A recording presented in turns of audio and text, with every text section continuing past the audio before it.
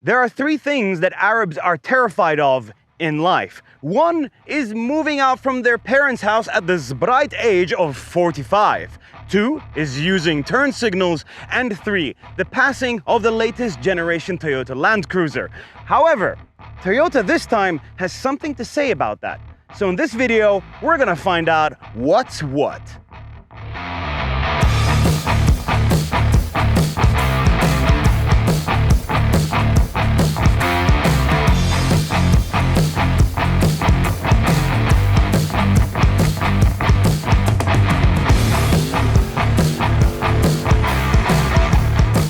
So this is the new LC300 Toyota LandCruiser, and it has a lot to live up to.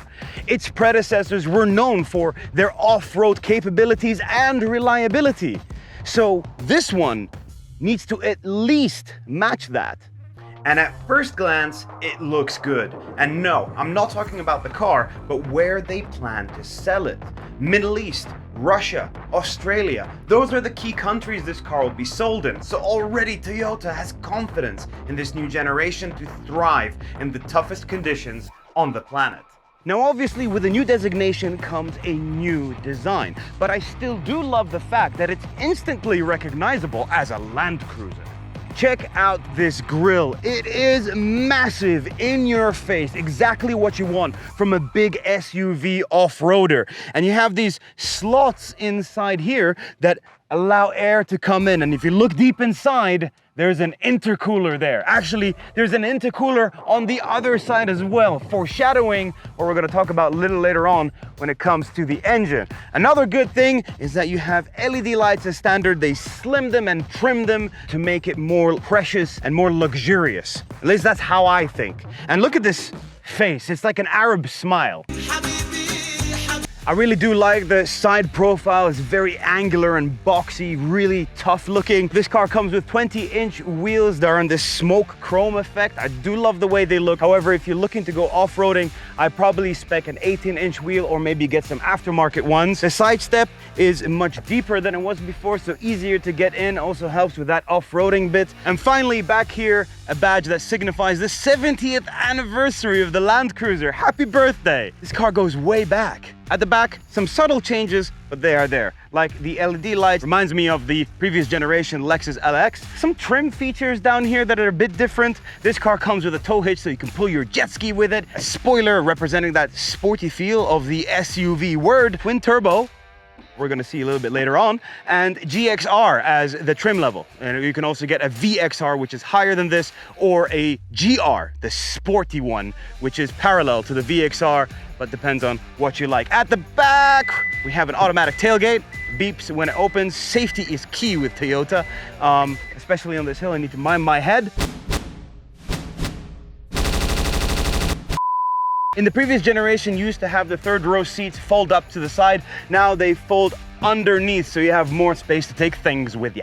Under the hood is a spicy boy, a 3.5-liter V6 twin turbo engine developing around 410 horsepower and 650 newton-meters of torque. That's 100 more newton-meters than the previous generation V8, which is no longer coming. But you wonder if that twin turbo setup will deal with the heat soak when going off-road. But then again, I mean, it's Toyota, so I mean, why even think about reliability? You know they're gonna be reliable, right?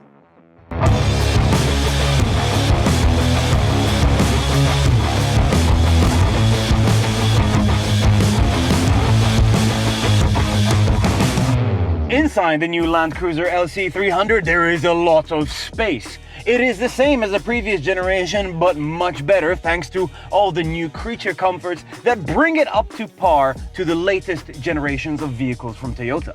The tech in the new LandCruiser is actually pretty cool. Check out this 12-inch screen. It's a touch screen, so you can go through various menus and see stuff. What I do really like about it is, for example, if the passenger is doing something, you can just flip it around. So they have control now and can do things like a proper co-pilot. Further down, you have the AC vents and the AC controls, which are not a screen, they're analog. Below that, you have all the buttons to control your main menus of the infotainment system. Down here to the side, you have all your drive modes. This thing is kind of weird because at the beginning I thought it was the volume rocker, but the volume rockers are up here. This controls your drive mode. So you have sport, normal, and eco. Down here you can lock your diffs and go into various crawl modes, as well as you have high 4 range, low 4 range, and also lock the rear differential down there. And the centerpiece, the gear shifter, because the new LandCruiser comes with 10 gears combined with the low range gears. Well, basically gear, that's a lot of gears.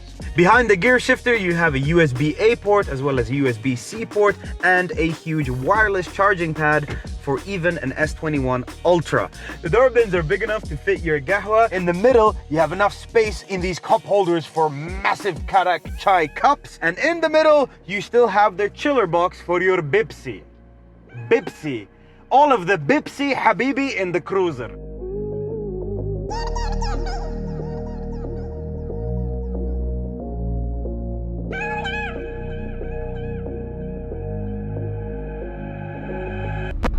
All of that tech means absolutely nothing if the LandCruiser cannot perform off-road. I've placed myself in front of this little hill over here, and we're just going to go and put this, check out the multi-terrain select. So I'm gonna click that, and now I have additional options. I can go for auto, dirt, sand, mud, or deep snow.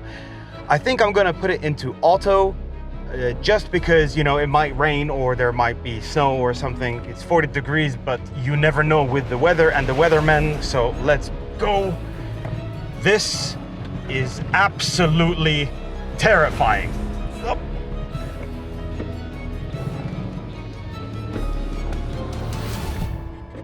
What?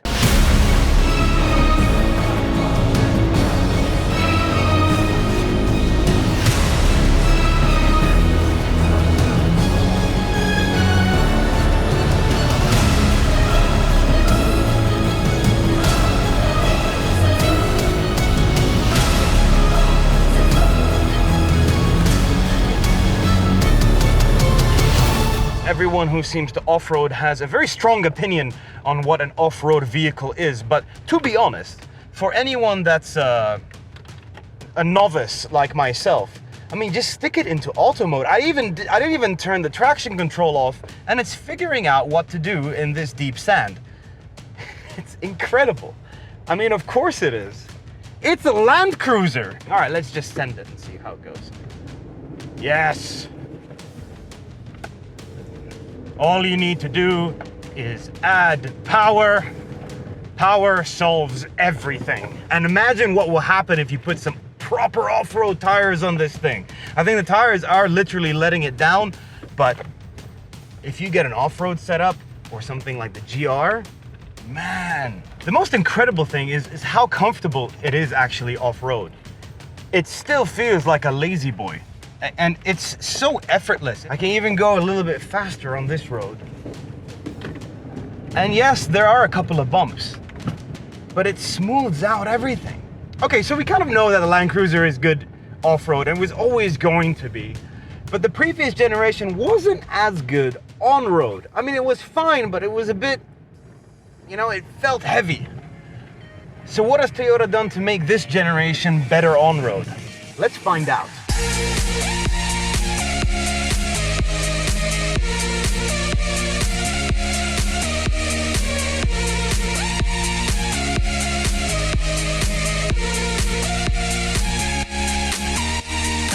Just merging onto the road here, and everyone seems to be stopping for me because I am in a LandCruiser and I'm a very important person. But before we get on to the on-road stuff, it's important to note that if you get the higher spec VXR or the GR Sport, you get an additional feature with a front view camera where you can actually see where you're going off-road. Because when driving this thing, the hood is just like right there. You don't see anything. So that is extremely useful for you off-road guys. Now, on the road.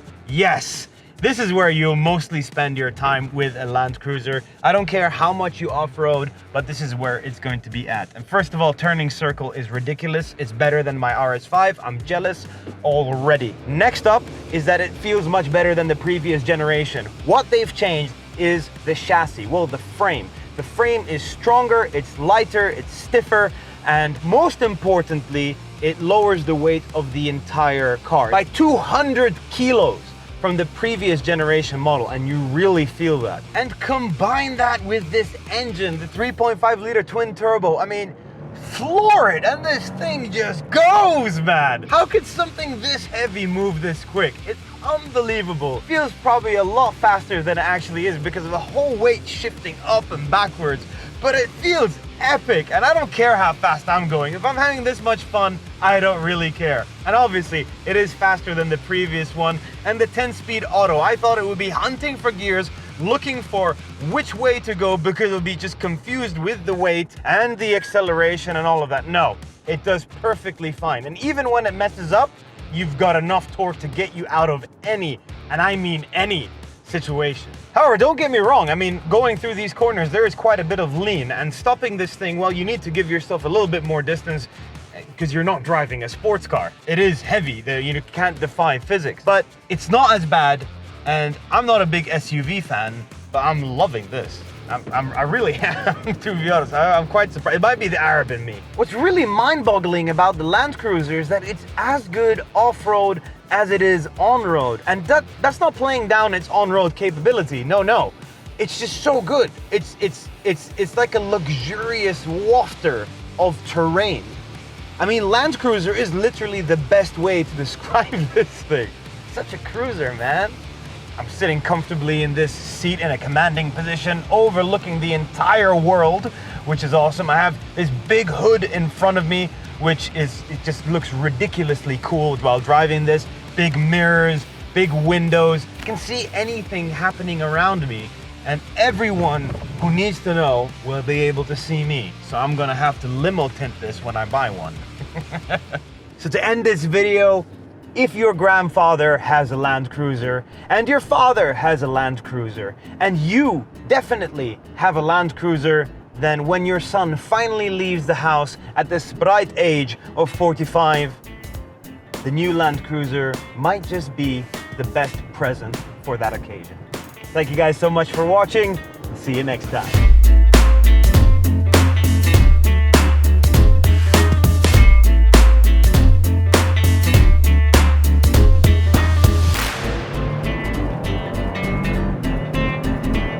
How is this thing doing this? I have no idea. Okay, stop, brakes, please, I don't want to stop too much because I just feel like I'm getting...